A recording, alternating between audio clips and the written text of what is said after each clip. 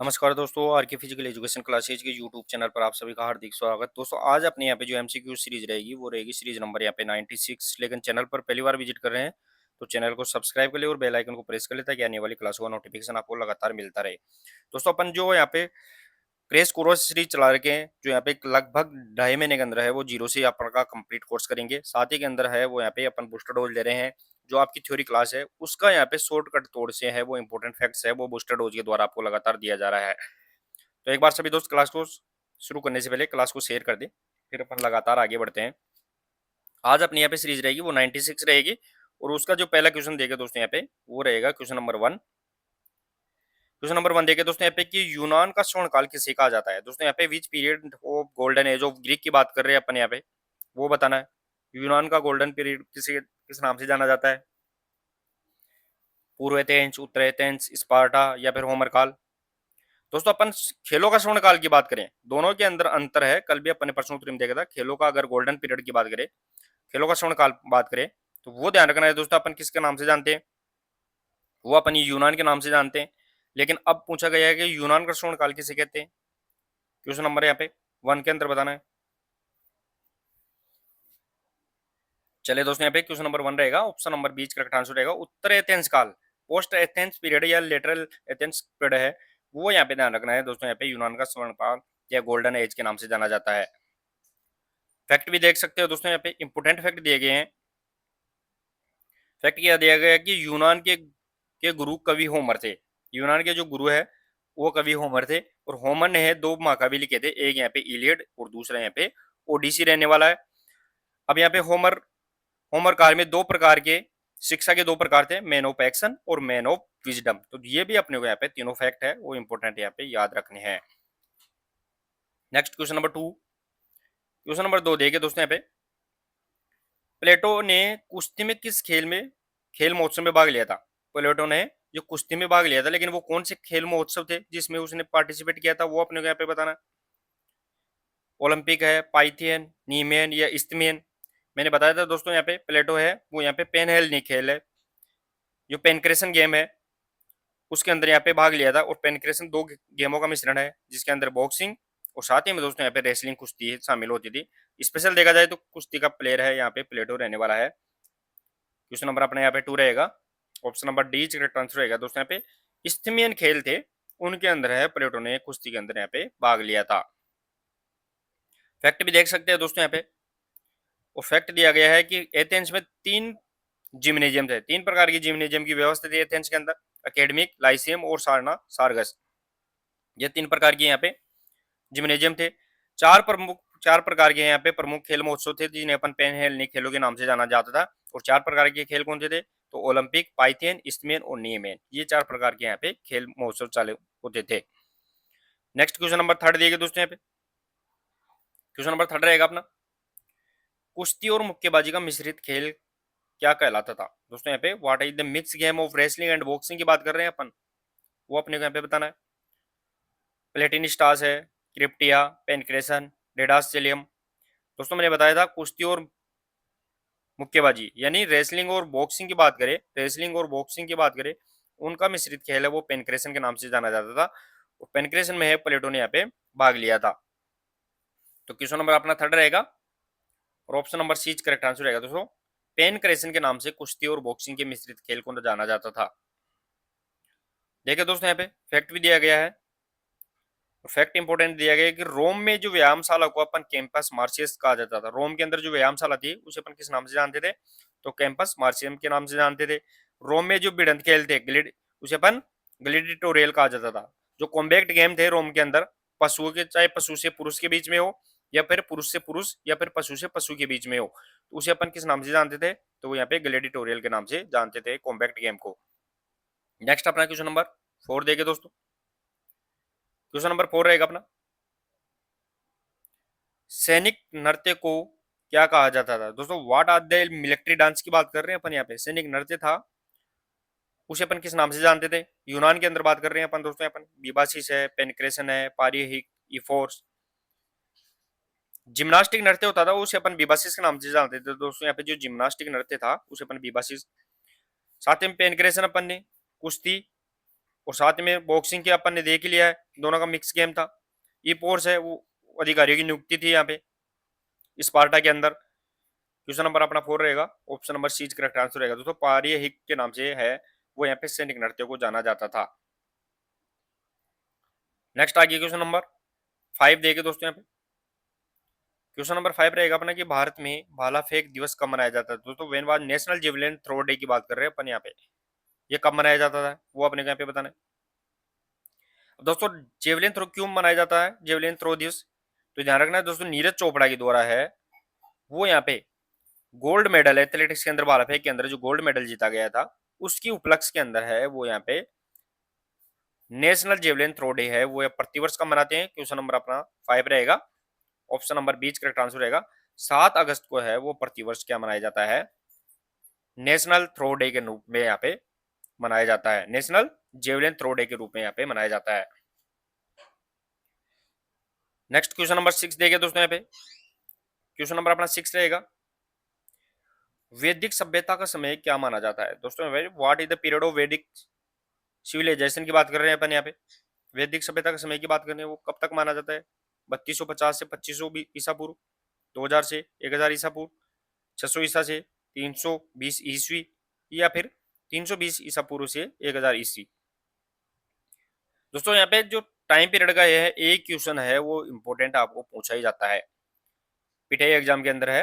वो एक क्वेश्चन यहाँ पे निश्चित तौर से टाइम पीरियड से पूछा जाता है, वैदिक काल, महाकाव्य काल, हिंदू काल, या फिर राजपूत, जितने भी काल है। और दो प्रकार से इनका टाइम पीरियड आपको किताब के अंदर समझाया गया है, दो प्रकार से इनको देखते हैं अपन।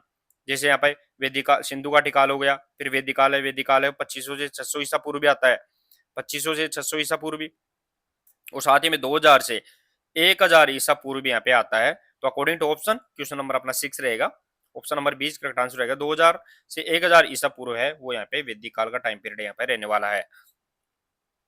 अलग से फैक्ट भी दिए गए हैं वो भी देख सकते हैं दोस्तों आप। तो यहाँ पे सिंधु घाटी काल है वो 3250 से 2500 ईसा पूर्व, और वैदिक काल 2500 से 600 ईसा पूर्व। ध्यान रखना है दोस्तों, दोनों ही इसका सही आंसर है, ये भी है और ये भी, दोनों में से कोई भी आ सकता है। अगर दोनों आ जाए तो दोनों इसका सही आंसर यहाँ पे रहने वाला है। महाकाव्य काल है वो 1000 से 600 ईसा पूर्व रहेगा, और ऐतिहासिक काल है वो 600 से 300 ईसा यहाँ पे रहने वाला है। नेक्स्ट आगे क्वेश्चन नंबर 7 देखे दोस्तों। चतुरंग खेल के प्रमाण किस काल से में मिलते हैं दोस्तों। यहाँ पे चतुरंग की बात कर रहे हैं जिसे अपन शतरंज के नाम से जानते हैं, वो किस काल से संबंधित इसके प्रमाण अपने को मिलते हैं। उत्तर हिंदू काल, पूर्व हिंदू काल, मध्य काल, या सिंधु घाटी काल। चतुरंग जिसका प्राचीन नाम चतुरंग है, वर्तमान में इसे अपन शतरंज के नाम से जानते हैं दोस्तों, यहाँ पे शतरंज के नाम से जानते हैं। और इसके प्रमाण किस काल में मिलते हैं, क्वेश्चन नंबर अपना यहाँ पे 7 रहेगा। चले दोस्तों यहाँ पे क्वेश्चन नंबर 7 रहेगा, ऑप्शन नंबर 20 का आंसर रहेगा। अर्ली हिंदू पीरियड है जिसे अपन पूर्व हिंदू काल के नाम से जानते हैं, वो इसके अंदर है चतुरंग या शतरंज के खेल प्रमाण मिलते हैं। नेक्स्ट आगे क्वेश्चन नंबर 8 देखे दोस्तों यहाँ पे। क्वेश्चन नंबर 8 रहेगा अपना, लिंगियाड खेलों का आयोजन किस देश में किया जाता था दोस्तों। यहाँ पे लिंगियाड गेम्स है वो कौन से कंट्री के अंदर इनको कंडक्ट करवाया जाता था, वो अपने को यहाँ पे बताना है। डेनमार्क, एथेंस, स्वीडन, या इजिप्ट। लिंगियाड खेल किसकी याद में होते थे, तो पर हेनरिक लिंग, पर हेनरिक लिंग है दोस्तों यहाँ पे, उसकी याद में उसके पुत्र जालमर लिंग के द्वारा यहाँ पे करवाए जाते थे, ये भी अपने को यहाँ पे ध्यान रखना है।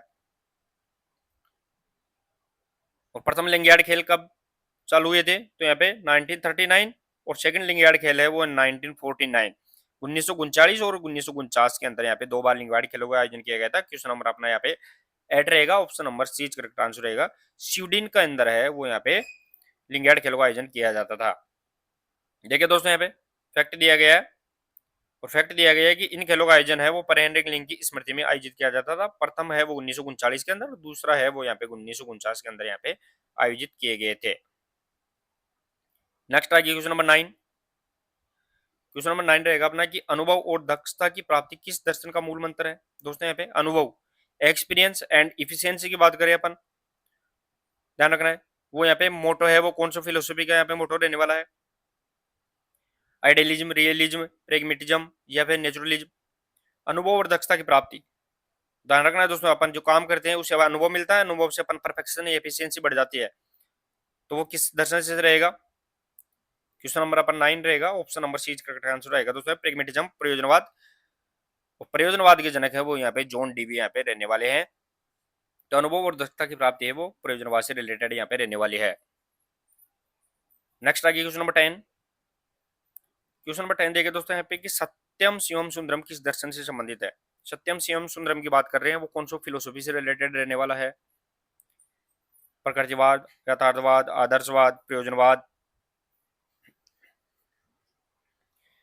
यानी सत्य ही शिव और शिव ही सुंदर है, ये दर्शन है वो कौन से फिलोसॉफी से रिलेटेड है। क्वेश्चन नंबर अपना 10 रहेगा इसके अंदर। चले दोस्तों यहाँ पे क्वेश्चन नंबर 10 रहेगा और option number C is correct answer रहेगा दोस्तों, आदर्शवाद। आइडियलिज्म है आदर्शवाद, जिसका सही आंसर है। आदर्शवाद के जनक है वो यहाँ पे प्लेटो रहने वाले हैं, ये भी अपने को यहाँ पे याद रखना है। तो सत्यम शिवम सुंदरम है, आदर्शवाद से रिलेटेड यहाँ पे रहेगा। नेक्स्ट आ गया क्वेश्चन नंबर 11 देखे दोस्तों यहाँ पे। क्वेश्चन नंबर 11 रहेगा बीएमआई कितने प्रतिशत से अधिक होने पर मोटापा कहलाता है। यानी ओबेसिटी की बात कर रहे हैं, बीएमआई का यहाँ पे परसेंटेज है वो कितने से अधिक होने पर अपन मोटापे ओबेसिटी के अंदर आ जाते हैं। बीएमआई का सूत्र अपने को ध्यान रखना है दोस्तों यहाँ पे। बीएमआई जिसे बॉडी मास इंडेक्स बोलते हैं, इसमें जो मास यानी वजन होता है, जो वेट होता है वो वेट केजी के अंदर होएगा, और इसकी जो हाइट होगी वो मीटर स्क्वायर के अंदर रहेगी। तो इसका फॉर्मूला है। अब इसके अंदर जो मोटापे की बात कर रहे हैं, ओबेसिटी की बात कर रहे हैं, वो कितने परसेंटेज से ऊपर आने पर अपन ये रहेगी। क्वेश्चन नंबर अपना 11 रहेगा दोस्तों यहाँ पे, और option number C correct answer रहेगा 30%। अगर 30% से अधिक अगर बीएमआई आ जाती है तो वो यहाँ पे ध्यान रखना है दोस्तों, ओबेसिटी मोटापे की श्रेणी के अंदर अपने को माना जाएगा। नेक्स्ट आ गया क्वेश्चन नंबर 12 देखिए दोस्तों यहाँ पे। क्वेश्चन नंबर 12 रहेगा आइसोमेट्रिक व्यायाम किसने विकसित किया था। दोस्तों आइसोमेट्रिक एक्सरसाइज की बात कर रहे हैं, किसके द्वारा यहाँ पे डेवलप किया गया था। अब आइसोमेट्रिक दोस्तों अपन तीन प्रकार के अपन व्यायाम देखते हैं, आइसोमेट्रिक, आइसोटोनिक और आइसोकाइनेटिक। तो यहाँ पे आइसोमेट्रिक वो स्थिर व्यायाम होता है, स्टैटिक यहाँ पे एक्सरसाइज होती है। टोनिक होता है, आइसोटोनिक है वो यहाँ पे डायनेमिक एक्सरसाइज होती है। और जो काइनेटिक होता है वो स्टैटिक और डायनेमिक दोनों प्रकार की रहेगी। क्वेश्चन नंबर अपना 12 रहेगा और option number A is correct answer रहेगा दोस्तों। हेटिंगर और मूलर के द्वारा है वो यहाँ पे आइसोमेट्रिक व्यायाम, जिसे अपन स्टैटिक एक्सरसाइज के नाम जानते हैं। इसमें जो मांसपेशी की लंबाई है उसमें परिवर्तन नहीं होता है, बल्कि इसमें तनाव यहाँ पे टेंशन फोर्स है वो बरकरार यहाँ पे बना रहता है। नेक्स्ट आ गया क्वेश्चन नंबर 13। क्वेश्चन नंबर 13 देखिए दोस्तों यहाँ पे ट्रांसवर्स प्लेन किसे कहा जाता है। दोस्तों यहाँ पे what is the transverse plane की बात कर रहे हैं। अब दोस्तों यहाँ पे प्लेन है वो तीन प्रकार के होते हैं। प्लेन एंड एक्सेस की अपन ने यहाँ पे थ्योरी क्लास कंप्लीट ले ली है, अगर नहीं दी गई तो प्लेलिस्ट में जाके आप देख सकते हो। तो अपन जो प्लेन और जो एक्सिस की बात कर रहे हैं, प्लेन एंड एक्सिस की बात करें तो उसके अंदर तीन प्लेन और तीन एक्सेस होते हैं। प्लेन है, प्लेन शरीर को डिवाइड करते हैं, और एक्सिस है वो शरीर को मूवमेंट गति करवाते हैं। प्लेन है तीन प्रकार के, जिसमें अपन sagittal plane, frontal plane, horizontal plane, जिसे अपन ट्रांसवर्स प्लेन के नाम से भी जानते हैं। तो यहाँ पे ट्रांसवर्स प्लेन है जिसका अन्य नाम पूछा गया है। क्वेश्चन नंबर अपना यहाँ पे 13 रहेगा, option number D correct answer रहेगा। हॉरिजेंटल प्लेन भी इसे बोलते हैं, और इसमें शरीर है वो शरीर का डिवाइडेशन कैसे रहेगा, तो शरीर का डिवाइडेशन है आधा ऊपर और आधा नीचे रहेगा। यानी एक हिस्से में दोनों हाथ आएंगे, दूसरे हिस्से में दोनों पैर, इसमें डिवाइडेशन यहाँ पे रहेगा। देखिए दोस्तों यहाँ पे फैक्ट भी दिया गया है कि शरीर को ऊपर और नीचे दो भागों में, आधा ऊपर और आधा नीचे डिवाइड करते हैं। इसमें घूमने की जो गति होती है वो यहाँ पे रोटेशन मूवमेंट होती है, 360 डिग्री यहाँ पे रोटेशन मूवमेंट इसके अंदर यहाँ पे रहेगा, क्योंकि इसके अंदर जो एक्स आता है वो वर्टिकल एक्स इसके अंदर यहाँ पे रहता है। नेक्स्ट आ गया क्वेश्चन नंबर 14। क्वेश्चन नंबर 14 देखिए दोस्तों यहाँ पे कि एंटीरियो पोस्टीरियर प्लेन किसे कहा जाता है। एंटीरियो पोस्टीरियर प्लेन की बात कर रहे हैं, वो किसे कहते हैं अपन, सेजिटल, ओरिजेंटल, फ्रंटल या ट्रांसफर प्लेन। क्वेश्चन नंबर अपने को 14 के अंदर बताना है। एंटीरियो पोस्टीरियर प्लेन की बात कर रहे हैं। एंटीरियो पोस्टीरियर का मतलब होता है दोस्तों सामने से और पीछे की तरफ, यानी फ्रंट और बैक की बात कर रहे हैं। तो अपना जो शरीर होता है, इस शरीर को फ्रंट और बैक की पोजीशन के अंदर डिवाइडेशन की बात करें, आधा इसका अंदर ऐसे बांटेंगे जिसमें आधा आगे की तरफ और आधा पीछे की तरफ जाएगा। तो प्लेन कौन सा होगा इसमें, जो साइड टू साइड जाएगा प्लेन। क्वेश्चन नंबर अपना 14 रहेगा, option number C correct answer रहेगा। फ्रंटल प्लेन है वो शरीर को आधा आगे आधा पीछे, यानी आधा आगे और आधा पीछे है वो एंटीरियर पोस्टीरियर प्लेन के नाम से जाना जाता है। फैक्ट दिए गए दोस्तों इसमें, तो फैक्ट दिया गया है कि शरीर को आगे और पीछे की दो भागों में बांटता है, लेकिन इसमें मूवमेंट होता है वो कौन से एक्स के है, तो सेजिटल एक्स, और सेजिटल एक्स में है वो दाएं और बाएं है, इसका मूवमेंट यहाँ पे गति करवाता है। तो दोनों ही अपने को यहाँ पे इंपॉर्टेंट याद रखना है। नेक्स्ट आगे क्वेश्चन नंबर 15 देखे दोस्तों। क्वेश्चन नंबर 15 रहेगा अपना, पेडलर्स शब्द किस खेल से संबंधित है। दोस्तों यहाँ पे जो टर्म है पेडलर्स टर्म है वो किस खेल से संबंधित है, बहुत बार एग्जाम में पूछा गया है, लगभग 2 से 3 बार रिपीट हुआ है ये शब्द। एक एस शब्द होता है और दूसरा यहाँ पे पेडलर्स, दोनों रिपीट बार बार होते हैं। एस शब्द जो यहाँ पे टेनिस से संबंधित है, लेकिन यहाँ पे पेडलर्स की बात कर रहे हैं। क्वेश्चन नंबर अपना 15 रहेगा, option number C correct answer रहेगा। टेबल टेनिस टीटी से संबंधित है, वो ध्यान रखना है दोस्तों। यहाँ पे पेडलर शब्द है वो यूज किया जाता है। अब देखिए दोस्तों यहाँ पे फैक्ट भी दिया गया है। फैक्ट क्या दिया गया है कि अंतरराष्ट्रीय टेबल टेनिस की स्थापना है वो 1926 में हुई थी। मुख्यालय है वो लोजेन के अंदर है, इसका मुख्यालय लोजेन के अंदर रहेगा। और यहाँ पे भारतीय टेबल टेनिस की बात करें वो 1938 के अंदर यहाँ पे हुई थी। तो यहाँ पे ITTF और यहाँ पे TTFI दोनों का अपने को यहाँ पे याद रखना है। नेक्स्ट आगे क्वेश्चन नंबर 16 देगा दोस्तों। यहाँ पे क्वेश्चन नंबर 16 रहेगा, विश्व स्नूकर चैंपियनशिप 2025 विजेता कौन है। दोस्तों करंट से जोड़कर भी अपन इसमें क्वेश्चन डाल रखे हैं, स्पेशली आपके लिए करंट अफेयर्स की एक अलग से यहाँ पे क्लास ली जाएगी, जिसमें लगभग 1 साल तक का कंप्लीट यहाँ पे करंट अफेयर्स जो गेम से रिलेटेड है वो आपको यहाँ पे करवाई जाएगा। लगभग 1 से 2 घंटे की क्लास रहेगी, लेकिन इससे बाहर क्वेश्चन यहाँ पे आपको करंट का एक भी नहीं मिलने वाला है। कंप्लीट क्वेश्चन आपके लिए आ जाएंगे उसके अंदर, तो वो क्लास भी अपन जल्दी लेने वाले हैं। तो विश्व स्नूकर चैंपियनशिप की बात कर रहे हैं अपन दोस्तों। यहाँ पे 2025 का विजेता कौन रहेगा, क्वेश्चन नंबर 16 की बात करें, और option number A correct answer रहेगा दोस्तों। यहाँ पे रोनी ओ सुलीवन, ध्यान रखना है दोस्तों, यहाँ पे वो इसके यहाँ पे विजेता रहने वाले हैं। क्वेश्चन नंबर अपना 16, option number A correct answer यहाँ पे रहेगा।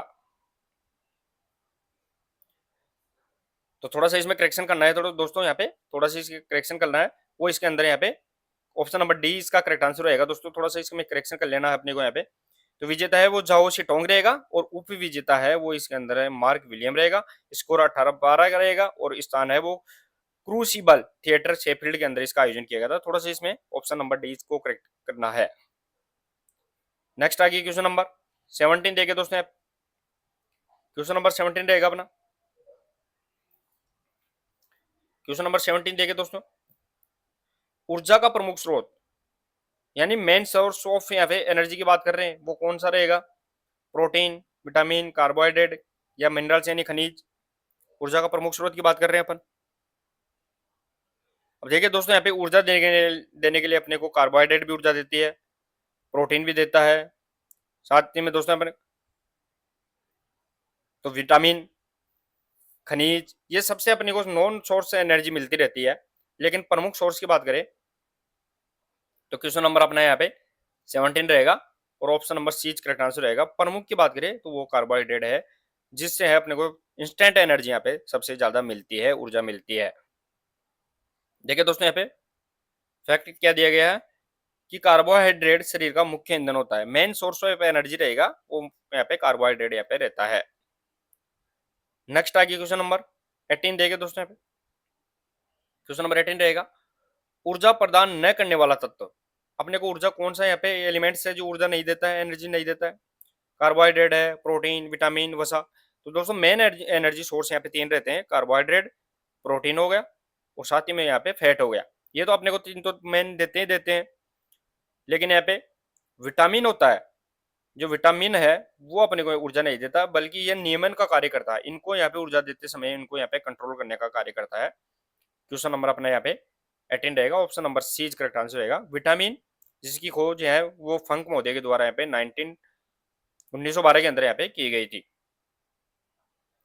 देखिए दोस्तों यहाँ पे फैक्ट क्या दिया गया है, तो फैक्ट दिया गया है कि विटामिन ऊर्जा नहीं देते बल्कि नियमन का कार्य करते हैं। ये क्या करते हैं, विटामिन रेगुलेट बॉडी फंक्शन करते हैं, ध्यान रखना दोस्तों, यहाँ पे रेगुलेट करने का कार्य करते हैं, ये ऊर्जा नहीं देते हैं। दोनों को अपने यहाँ पे फैक्ट याद रखना है। नेक्स्ट आगे क्वेश्चन नंबर 19 देखे दोस्तों। यहाँ पे क्वेश्चन नंबर 19 रहेगा अपना, कौन सा विटामिन हार्मोन कहलाता है। दोस्तों यहाँ पे कौन सा विटामिन है जो हार्मोन के नाम से भी जाना जाता है। विटामिन ए, बी, के या डी। विटामिन ए को अपन रेटिनोल के नाम से जानते हैं दोस्तों, यहाँ पे रेटिनोल। विटामिन बी है उसे अपन थायमिन के नाम से जानते हैं। विटामिन के है इसे अपन फिब्रोक्विनोन के नाम से जानते हैं। विटामिन डी है उसे अपन कैल्सीफेरोल के नाम से जानते हैं। तो अपने को यहाँ पे रासायनिक नाम है वो भी इनके याद रखने हैं। क्वेश्चन नंबर अपना यहाँ पे 19 रहेगा और ऑप्शन नंबर यहाँ पे डी करेक्ट आंसर रहेगा, विटामिन डी। और डी के अंदर भी देखें तो D3 है, जिसे कैल्शिफेरॉल के नाम से जानते हैं, वो यहाँ पे हार्मोन भी बोला है। ये एक प्राकृतिक विटामिन के नाम से जाना जाता है, जो सूर्य की किरणों से अपने को यहाँ पे मिलता है। देखिए दोस्तों, यहाँ पे फैक्ट भी दिया गया है कि विटामिन डी है वो कैल्शिफेरॉल और सूर्य से प्राप्त होता है। वैसे विटामिन डी भी है, वो यहाँ पे कॉम्प्लेक्स है, ध्यान रखना है दोस्तों। यहाँ पे विटामिन डी क्या है, कॉम्प्लेक्स है, बहुत से विटामिनों का समूह है, जिसमें vitamin D1, D2, D3, D5, तो D3 होता है, उसे अपन कैल्शिफेरॉल के नाम से जानते हैं। नेक्स्ट आगे क्वेश्चन नंबर 20। क्वेश्चन नंबर 20 देखे दोस्तों, यहाँ पे कार्बोहाइड्रेट, प्रोटीन, वसा का संतुलित अनुपात कितना होना चाहिए। दोस्तों यहाँ पे बैलेंस रेशियो की बात कर रहे हैं, कार्बोहाइड्रेट, प्रोटीन और फैट का बैलेंस रेशियो बात कर रहे हैं अपन, वो अपने को यहाँ पे बताना है कितना रहेगा। दोस्तों यहाँ पे कार्बोहाइड्रेट हो गया, साथ ही हम दोस्तों यहाँ पे प्रोटीन हो गया और यहाँ पे फैट हो गया, इनका बैलेंस रेशियो की बात कर रहे हैं भोजन के अंदर। तो अपने को 4 ग्राम है वो कार्बोहाइड्रेट, 1 ग्राम प्रोटीन और 1 ग्राम फैट अपने को यहाँ पे लेना चाहिए। ये अपने को यहाँ पे रेशियो होना चाहिए। क्वेश्चन नंबर अपना 20 रहेगा, option number C correct answer रहेगा, 4:1:1 है वो यहाँ पे इसका रेशियो यहाँ पे रहने वाला है। देखिए दोस्तों, यहाँ पे फैक्ट भी दिया गया है और फैक्ट इंपोर्टेंट दिए गए हैं। फैक्ट दिए गए हैं कि संतुलित आहार में कार्बोहाइड्रेट की मात्रा अधिक होनी चाहिए। अधिक का मतलब अपन ने देखा है 4:1:1, तो यहाँ पे कार्बोहाइड्रेट के 4 ग्राम अपन लेते हैं, ग्राम के अकॉर्डिंग देखे तो। साथ ही हम दोस्तों यहाँ पे कार्बोहाइड्रेट का शर्करा में परिवर्तन लीवर के अंदर होता है। कार्बोहाइड्रेट है ज्यादा अगर लेते हैं तो उसको परिवर्तन करने के लिए है वो लीवर अपने अंदर यहाँ पे अडोप्ट कर लेता है, जो ग्लूकोज के रूप में यहाँ पे जमा हो जाता है। विटामिन सी घाव बढ़ने में सहायक होता है। विटामिन सी जिसे अपन एस्कोर्बिक के नाम से जानते हैं, उस वो क्या करता है, वुंड हीलिंग के काम में करता है, यानी घाव बढ़ने का विटामिन बी सी जाना जाता है। और एकमात्र विटामिन है जो नष्ट गर्म करने पर क्या हो जाता है, नष्ट यहाँ पे हो जाता है। नेक्स्ट हो रहा है क्वेश्चन नंबर 21। क्वेश्चन नंबर 21 देखे दोस्तों, यहाँ पे रक्त का थक्का जमाने के लिए कौन सा विटामिन आवश्यक है। ब्लड क्लोटिंग की बात कर रहे हैं अपन, उसके लिए कौन सा विटामिन अपने को नेसेसरी रहेगा। दोस्तों यहाँ पे विटामिन है वो यहाँ पे रेटिनोल होता है और रतौंधी रोग होता है, नाइट ब्लाइंडनेस, उसके अंदर काम आता है। विटामिन बी जो थायमिन होता है और ये बेरी बेरी रोग से संबंधित होता है। विटामिन के फिलोक्विनोन है और ये अपने को क्या करता है, रक्त का थक्का जमाने से संबंधित होता है। विटामिन डी कैल्शिफेरोल है और ये क्या करता है, रिकेट्स रोग से संबंधित होता है। तो इस प्रकार अपने को कंप्लीट फैक्ट याद रहने चाहिए। तो रक्त का थक्का, ब्लड क्लोटिंग की बात करें तो प्लेटलेट्स होती है, अपने प्लेटलेट्स होते हैं, उनके साथ मिलके है वो रक्त का थक्का जमाने का कार्य करता है। Question number 21 option number C correct answer रहेगा। विटामिन के जिसे अपन फ्यूलोक्विनोन के नाम से जानते हैं, वो यहाँ पे रक्त का ब्लड क्लोटिंग का कार्य करता है। फैक्ट भी देख सकते हैं दोस्तों, यहाँ पे फैक्ट इंपोर्टेंट दिए गए हैं प्रत्येक क्वेश्चन के अंदर। विटामिन के रासायनिक नाम फाइलोक्विनोन है और साथ ही में दोस्तों यहाँ पे प्लेट्स और फाइब्रोनोजिन भी रक्त के जमने में यहाँ पे कार्य करते हैं। ब्लड क्लॉटिंग के लिए अपने को विटामिन के तो करेगा, लेकिन इसके अंदर में प्लेटलेट्स भी आएगी और जो फाइब्रोनोजन है वो साथ मिलके है ब्लड क्लॉटिंग का कार्य करवाते हैं। नेक्स्ट आइए क्वेश्चन नंबर 22। क्वेश्चन नंबर 22 देखिए दोस्तों, यहाँ पे इस शरीर का बॉडी बिल्डर आहार किसे कहा जाता है। दोस्तों यहाँ पे न्यूट्रिएंट काल बॉडी बिल्डिंग फूड की बात कर रहे हैं अपन, कौन सा यहाँ पे आहार है जिसे अपन बॉडी बिल्डिंग आहार के नाम से जानते हैं। कार्बोहाइड्रेट, मिनरल्स, विटामिन या प्रोटीन। दोस्तों यहाँ पे ध्यान रखना है, जो कार्बोहाइड्रेट, प्रोटीन और जो फैट यानी वसा होती है, उसमें तीन तीन एलिमेंट पाए जाते हैं, कार्बन, हाइड्रोजन और ऑक्सीजन। कार्बन, हाइड्रोजन और ऑक्सीजन तीनों में पाए जाते हैं, लेकिन यहाँ पे ध्यान रखना है जो प्रोटीन है उसके अंदर एक्स्ट्रा एक एलिमेंट यहाँ पे तीन के अलावा और पाया जाता है, जिसे अपन नाइट्रोजन के नाम से जानते हैं। तो वो ध्यान रखना है, इस कारण इसे बॉडी बिल्डर आर के नाम से जानते हैं। तो क्वेश्चन नंबर अपना यहाँ पे 22 रहेगा और option number D correct answer रहेगा। प्रोटीन है उसे अपन बॉडी बिल्डर आर, और ये ध्यान रखना है दोस्तों, यहाँ पे जो डैमेज सेल्स होती है, साथ ही में दोस्तों डैमेज टिश्यूज होते हैं, उनको रिपेयर करने का कार्य भी करता है। देखिए दोस्तों, यहाँ पे फैक्ट दिया गया है कि प्रोटीन मांसपेशियों और ऊतकों का निर्माण करता है। यहाँ पे ध्यान रखना है दोस्तों, जो रिपेयर मसल्स और टिश्यू को भी रिपेयर करता है और इसका निर्माण भी करता है। साथ ही में दोस्तों प्रोटीन के बहुलक अमीनो एसिड कहलाते हैं, यानी प्रोटीन को पचाने के लिए उसका छोटा रूप अमीनो एसिड है वो अपने को यहाँ पे यूज करना होता है। नेक्स्ट और आगे क्वेश्चन नंबर 23 देखे दोस्तों, क्वेश्चन नंबर 23 रहेगा कि नाइट्रोजन तत्व किसमें पाया जाता है। नाइट्रोजन तत्व अभी जस्ट मैंने बताया है दोस्तों यहाँ पे कि नाइट्रोजन एकमात्र यहाँ पे न्यूट्रिशन एलिमेंट है। जैसे कार्बोहाइड्रेट है, प्रोटीन है, फैट है, साथ ही में दोस्तों मिनरल्स है, वाटर है, तो इन सब में है वो यहाँ पे तीन चीज कॉमनली पाई जाती है, कार्बन, हाइड्रोजन और ऑक्सीजन। उसमें एक एक्स्ट्रा यहाँ पे नाइट्रोजन है, वो फैक्ट किस में पाया जाता है, तो मैंने बताया था वो प्रोटीन के अंदर यहाँ पे पाया जाता है। तो क्वेश्चन नंबर अपना यहाँ पे 23 रहेगा और ऑप्शन नंबर 20 करेक्ट आंसर रहेगा। प्रोटीन जिसे बॉडी बिल्डर आर के नाम से जानते हैं, उसके अंदर है वो नाइट्रोजन तत्व है, एक्स्ट्रा यहाँ पे पाया जाता है। देखिए दोस्तों यहाँ पे फैक्ट भी दिया गया है कि नाइट्रोजन केवल प्रोटीन में पाया जाता है और इसके अलावा है वो कार्बोहाइड्रेट और फैट, मिनरल्स और साथ ही अंदर यहाँ पे वाटर के अंदर यहाँ पे नहीं पाया जाता है। नेक्स्ट आगे क्वेश्चन नंबर 24 दिया गया दोस्तों यहाँ पे। क्वेश्चन नंबर 24 रहेगा कि हड्डियों का कमजोर होना कौन सा रोग है। वीकनेस ऑफ बोन्स की बात कर रहे हैं अपन दोस्तों यहाँ पे, कौन सा डिजीज यहाँ पे रहेगी वो बताना है अपने को यहाँ पे। Beriberi, rickets, night blindness या फिर स्कर्वी। हड्डियों की कमजोरी की बात कर रहे हैं दोस्तों, अपनी जो हड्डियां होती है ये हड्डियां क्या हो जाती है, कमजोर हो जाती है। और इन कमजोरी इसके लिए है इसमें कैल्शियम प्लस यहाँ पे फास्फोरस अपने को यहाँ पे इंपॉर्टेंट होता है। कैल्शियम प्लस फास्फोरस अपने को जरूरी होता है बोन्स के लिए। बोन्स में है 25% इसके अंदर यहाँ पे वाटर होता है, जल होता है। अपने शरीर में अपन 206 बोन होती है। ये कंप्लीट फैक्ट अपने को यहाँ पे याद रखने हैं। क्वेश्चन नंबर अपना यहाँ पे 24 रहेगा, ऑप्शन नंबर 20 करेक्ट आंसर रहेगा दोस्तों। रिकेट्स रोग, अगर हड्डियों में जो कमजोरी हो जाती है उसे रिकेट्स रोग होता है, और विटामिन डी है उसकी कमी से अपने को यहाँ पे रिकेट्स रोग अपने होने की संभावना बनी रहती है।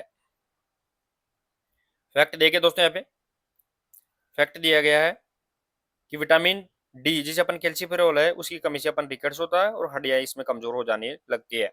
वयस्कों में है वो इसे अपन ओस्टियोमलेशिया, जो एडल्ट होते हैं उसके अंदर है इसे अपन ओस्टियोमलेशिया के नाम से जानते हैं।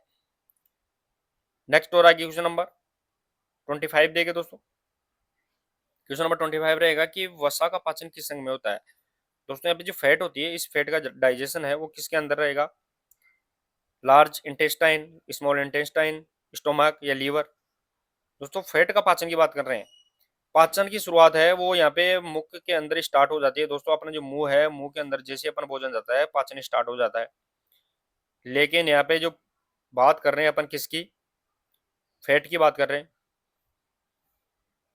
कार्बोहाइड्रेट की बात कर रहे हैं। क्वेश्चन नंबर अपना 25 रहेगा और ऑप्शन नंबर 20 करेक्ट आंसर रहेगा। जो छोटी आंत होती है, छोटी आंत के अंदर है वो लगभग 99% पाचन है वो यहाँ पे छोटी आंत के अंदर होता है। लेकिन उसमें भी अगर फैट का पाचन पूछे तो वो भी यहाँ पे छोटी आंत के अंदर ही होता है। और छोटी आंत की यहाँ पे लेंथ है वो 6.25 मीटर यहाँ पे रहेगी। ये भी अपने को यहाँ पे याद रखना है। देखिए दोस्तों यहाँ पे फैक्ट क्या दिया गया है कि वसा का पाचन मुख्यतः छोटी आंत के अंदर होता है और वसा के पाचन के लिए है वो लाइपेज एंजाइम की अपने को यहाँ पे आवश्यक होता है। लाइपेज एंजाइम है वो अपने को फैट है यहाँ पे पाचन में सहायक होता है। नेक्स्ट और आगे क्वेश्चन नंबर 26, शरीर को कुल कितने विटामिनों की आवश्यकता होती है। दोस्तों how many vitamin are required in human body की बात कर रहे हैं अपन यहाँ पे, वो अपने को यहाँ पे बताना है। 10, 11, 12 या 13। देखा जाए तो टोटल है वो 22 विटामिन अपने शरीर की आवश्यकता होती है। उसमें से 9 विटामिन अपने को एसेंशियल विटामिन होते हैं, 13 अपने को यहाँ पे नॉन एसेंशियल होते हैं। तो अपने को यहाँ पे 9 विटामिन है और प्लस 13 विटामिन, तो अपने बॉडी को है वो 13 विटामिन। 9 तो अपने को यहाँ पे किससे मिल जाते हैं दोस्तों, यहाँ पे शरीर खुद बना लेता है। लेकिन 13 विटामिन है वो अपने को खाने में लेने पड़ते हैं, भोजन के अंदर लेने पड़ते हैं, इसलिए 13 विटामिन टोटल यहाँ पे 22 विटामिन अपने को चाहिए। दूसरा नंबर अपने को यहाँ पे 26 रहेगा, option number D correct answer रहेगा दोस्तों। यहाँ पे 13 विटामिन है वो अपने को यहाँ पे आवश्यकता होती है। फैक्ट भी देख सकते हैं दोस्तों आप। फैक्ट क्या दिया गया है कि कुल 13 प्रकार के विटामिन होते हैं, उनमें से है 13 प्रकार के विटामिन तो अपने को भोजन से लेने पड़ेंगे, और 9 प्रकार की विटामिन है वो अपने को अपना बॉडी है वो ऑटोमेटिक बना लेती है। इस प्रकार टोटल यहाँ पे 22 विटामिन है वो अपने को जरूरत होती है। विटामिन बी कॉम्प्लेक्स है उसमें 8 विटामिन शामिल होते हैं। जो विटामिन बी है B1, B2, B3, B5, B6, B7, B9, B12, तो ये टोटल है 8 विटामिनों का क्या होता है, कॉम्प्लेक्स होता है। नेक्स्ट आगे क्वेश्चन नंबर 27 देखे दोस्तों। यहाँ पे कार्बोहाइड्रेट कितने प्रकार का होता है, how many type of carbohydrate की बात कर रहे हैं वो बताना है। 1, 2, 3, 4। दोस्तों यहाँ पे कार्बोहाइड्रेट इंस्टेंट एनर्जी सोर्स है, अपने को यहाँ पे ऊर्जा का सबसे अच्छा स्रोत माना जाता है कार्बोहाइड्रेट। और कार्बोहाइड्रेट 3 प्रकार के यहाँ पे होते हैं, जिसमें अपने को यहाँ पे मोनोसेकेराइड, डाइसेकेराइड और पॉलीसेकेराइड 3 प्रकार के होते हैं। मोनोसेकेराइड में यहाँ पे कार्बोहाइड्रेट के 1 अणु होते हैं, डाइसेकेराइड में 2 अणु होते हैं और पॉलीसेकेराइड में 2 से ज्यादा अणु यहाँ पे होते हैं। जैसे मोनोसेकेराइड में जो ग्लूकोज होता है, वो ग्लूकोज कार्बोहाइड्रेट का ही सोर्स है और इंस्टेंट एनर्जी देता है, सीधी ऊर्जा देता है, तो इसमें 1 अणु यहाँ पे होता है। क्वेश्चन नंबर अपने यहाँ पे 27 option number C correct answer होगा। 3 प्रकार की कार्बोहाइड्रेट होती है, जिसमें मोनोसेकेराइड, डाइसेकेराइड और पॉलीसेकेराइड यहाँ पे रहने वाली है। देखिए दोस्तों, यहाँ पे फैक्ट भी दिया गया है, 3 प्रकार की होती है, जिसमें मोनोसेकेराइड, डाइसेकेराइड और पॉलीसेकेराइड होती है। ग्लूकोज सबसे सरल होता है, यह मोनोसेकेराइड का रूप होता है ग्लूकोज, जो एक यहाँ पे अणु के अंदर यहाँ पे बंधा हुआ रहता है। नेक्स्ट आ गया क्वेश्चन नंबर 28। देखिए दोस्तों, यहाँ पे 28 रहेगा, शरीर को तुरंत ऊर्जा प्रदान करने वाला तत्व कौन सा है? दोस्तों यहाँ पे विच न्यूट्रिशन इंस्टेंट एनर्जी की बात कर रहे हैं अपन को, यहाँ पे वो कौन सा देता है? विटामिन, प्रोटीन, कार्बोहाइड्रेट या खनिज लवण? वैसे देखा जाए तो इंस्टेंट एनर्जी शरीर को तुरंत ऊर्जा कौन देता है? तो ग्लूकोज देता है। और ग्लूकोज किसका रूप है? तो मोनोसेकेराइड का रूप है, मोनोसेकेराइड। और मोनोसेकेराइड किसका प्रकार है? तो कार्बोहाइड्रेट का प्रकार रहेगा। तो अपने को शरीर में ऊर्जा तुरंत देने का कार्य कौन करेगा? तो कार्बोहाइड्रेट। उसके बाद अपने को देता है दोस्तों यहाँ पे प्रोटीन, और फिर देता है अपने को यहाँ पे फैट। तो क्वेश्चन नंबर अपना यहाँ पे 28 रहेगा, option number C correct answer रहेगा। कार्बोहाइड्रेट इंस्टेंट एनर्जी सोर्स यहाँ पे न्यूट्रिशन का रहने वाला है। देखिए दोस्तों, यहाँ पे क्या फैक्ट दिया गया है? तो फैक्ट दिया गया है कि ग्लूकोज तुरंत ऊर्जा देता है। ग्लूकोज मैंने बता दिया किसका प्रकार है, तो कार्बोहाइड्रेट का रहेगा। और कार्बोहाइड्रेट शरीर को ईंधन कहा जाता है, कार्बोहाइड्रेट को शरीर का क्या कहा जाता है? ईंधन कहा जाता है। ये भी अपने को यहाँ पे इंपॉर्टेंट याद रखना है। नेक्स्ट आ गया क्वेश्चन नंबर 29। देखिए दोस्तों, यहाँ पे क्वेश्चन नंबर अपना 29 रहेगा, प्रोटीन की कमी से कौन सा रोग होता है? दोस्तों यहाँ पे प्रोटीन की कमी की बात कर रहे हैं अपन। अगर अपने को प्रोटीन की कमी हो जाती है तो कौन सी डिफिशियंसी रहेगी, वो अपने को यहाँ पे बताना है। क्वाशियोरकोर, मरेसमस, साथ ही में उपरोक्त दोनों, या फिर ऑस्टियोमलेशिया। तो दोस्तों ऑस्टियोमलेशिया, ऑस्टियो यानी हड्डी, और हड्डी की किसकी कमी से? विटामिन डी की, कैल्शिफेरॉल की बात की कर रहे हैं अपन। प्रोटीन की कमी से 2 प्रकार के रोग होते हैं, एक क्वाशियोरकोर, दूसरा मरासमस। तो यहाँ पे ऑप्शन नंबर, यहाँ पे क्वेश्चन नंबर 29 के अंदर ऑप्शन नंबर यहाँ पे डी करेक्ट आंसर रहेगा। मरासमस और यहाँ पे क्वाशियोरकोर दोनों प्रकार के रोग है प्रोटीन की कमी से यहाँ पे होते हैं।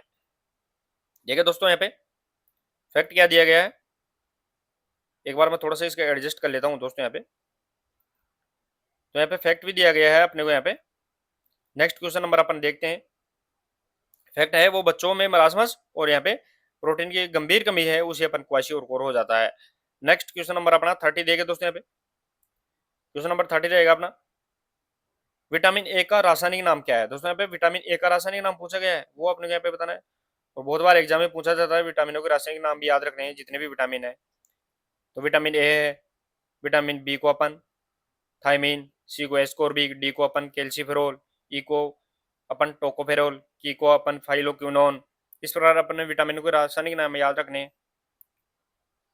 विटामिन डी को अपन कैल्सीफेरोल बोलते हैं, टोकोफेरोल विटामिन ई को, और साथ ही में दोस्तों यहाँ पे थायमीन है वो विटामिन बी को बोलते हैं, और विटामिन ए को अपन रेटिनोल के नाम से जानते हैं। क्वेश्चन नंबर अपना 30 रहेगा, ऑप्शन नंबर यहाँ पे सी इज करेक्ट आंसर यहाँ पे रहने वाला है।